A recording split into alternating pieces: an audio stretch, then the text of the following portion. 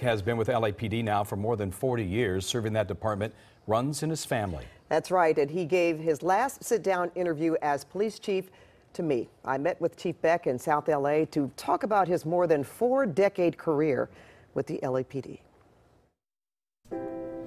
At a remembrance in South LA of 8-year-old Semi Vasey, a mom is moved to tears. A one-time teammate is recognized for courage. Congratulations, Brett. And a community offers its gratitude to its powerful ally on the LAPD. Thank you for your support. Well, thank you guys so much. I'm so proud of all you guys. It's been a huge, huge job. It is something that I was born to do. At the LAPD and for the city of Los Angeles, an era is ending as Police Chief Charlie Beck turns 65 and retires from a job he's had for the past 8 years. Is there anything you feel that was left undone? There's so much that's left undone. You know, I wish first of all, I don't think any chief will ever leave this job saying I got it all done. The chief and I go back many years. I've always appreciated his willingness to take on tough topics and tell it like he sees it. I, Charles Beck, do solemnly swear. Before he became chief in 2009, Beck was an LAPD officer for more than 30 years. The 1990s were an especially turbulent time for the force, but Beck made a name for himself by, among other things, turning around the Rampart Division after a notorious corruption scandal. Tough days, tough days. Chief Beck's leadership has not been without difficult moments. Dorner is to be considered armed and extremely dangerous. Among them, Christopher Dorner's deadly 2013 rampage. Officer down, officer down. Dorner was a one-time LAPD officer. We selected him and, we owned him. When Dorner targeted and killed the daughter of fellow officer Randy Kwan, it got personal. The chief's children are in law enforcement. So was his father. It isn't widely known that Dorner had stalked my father. If you want to come for me, have at it. But my family, that's a different deal. Let's talk about, if we can, this immigration.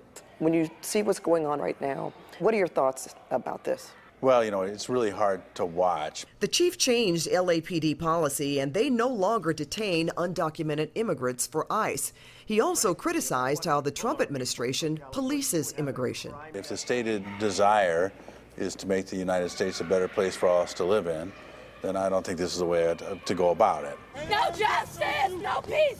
Police use of force and how officers were disciplined was also a big issue in his time as top cop.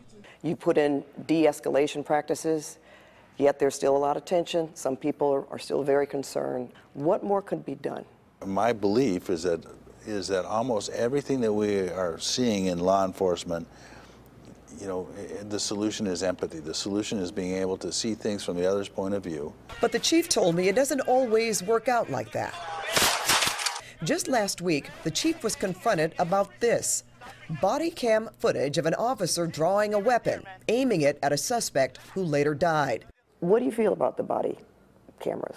This is what I'll say about that. I think that the American public has to get ready for what they're going to see.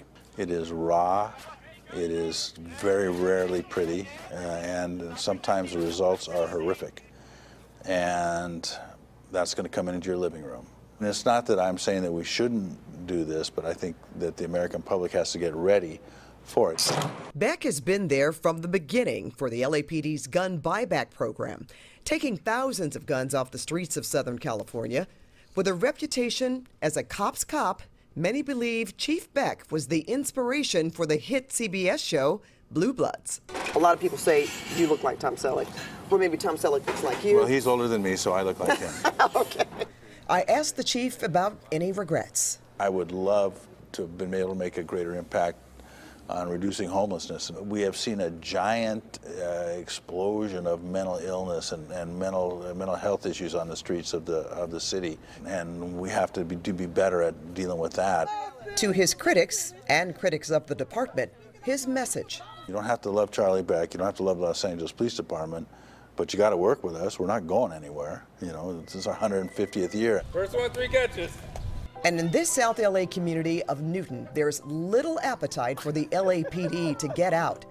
Through a community safety partnership, Officers are a constant presence in the Pueblo del Rio housing project, providing a steady stream of football coaches and role models. You see cops work in the community and coming together to find solution, and it's working amazingly well.